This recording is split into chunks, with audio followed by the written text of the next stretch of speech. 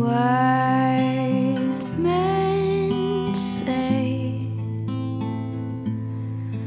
only fools rush in, but I can't help falling in love with you. Shall I stay? Would it be a sin if I can't help falling in love with you?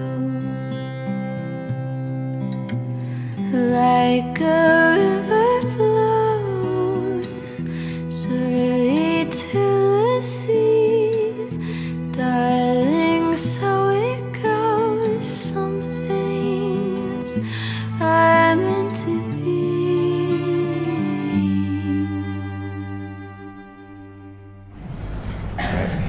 InsyaAllah. Bismillahirrahmanirrahim. Muhammad Adib Farhan bin Muhammad Nasir. Aku nikahkan kamu dengan Nur Hakimah Zainina binti Abdul Hakim yang telah berwakil wali bapa saudaranya kepadaku dengan mas kahwinnya RM500 tunai. Aku terima nikahnya Nur Hakimah Zainina binti Abdul Hakim dengan mas kahwinnya RM500 tunai. Alhamdulillah. Alhamdulillah. Alhamdulillah.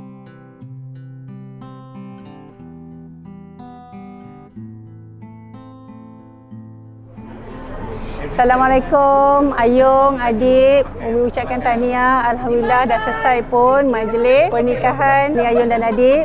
Umi doakan semoga rumah tangga berkekalan sampai ke jannah. Thank you so much Adik. Welcome to the family and hope serasilah insya-Allah.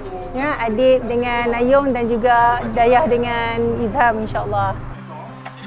Tahniah kepada Hakimah dan juga Adib kerana baru saja selesai melangsungkan pernikahan diorang. Kami doakan supaya baik-baik saja untuk diorang, dipermudahkan segala urusan, dimurahkan rezeki rumah tangga, semua yang baik-baik lah. Selamat pengantin Ayung dengan Adib, semoga sentiasa bahagia. Ayung kena belajar tone down, Adib kena belajar jadi leader, so saling melengkapi.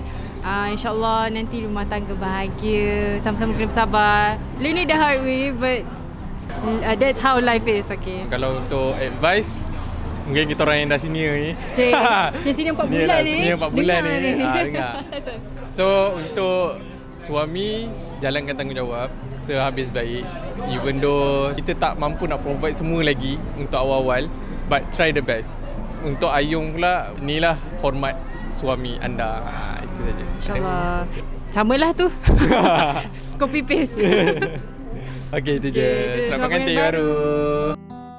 Assalamualaikum, selamat pengantin baru untuk Adik dengan Hakimah. Selamat bercinta sehingga ke akhir hayat.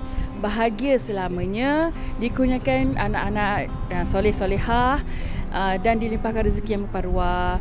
Semoga korang sentiasa mengharmonikan rumah tangga korang. If anything, komunikasi dulu antara korang berdua. Okay, you guys are a team. Macam mana pun antara korang berdua, anything yang orang luar ke apa semua cakap tu, abaikan. Semoga korang terus bersama dan bercinta sampai bila-bila. Okay, Kak doakan korang, okay? Bye! Hai Kima dan Adib, selamat pengantin baru. Semoga berbahagia hingga ke jannah. Aku doakan korang berdua kekal bahagia sampai bila-bila dan tak sabar nak tunggu yang ketiga tu. Okey? Bye, terima kasih. Selamat pengantin baru untuk Kima dan Adib. Nak pesan dekat Adib, jangan bully Kima. Biar Kima bully Adib tak apa. Semoga kekal sampai anak cucu lah. Kalau ada salah faham ke apa tu, communicate lah. Adib, kalau nanti dah Kima dah ada anak, tolonglah kemas. Jangan balik lena je. Kena kemas juga, kena jaga anak. Jangan tahu makan lena je, okey? So take my hand, take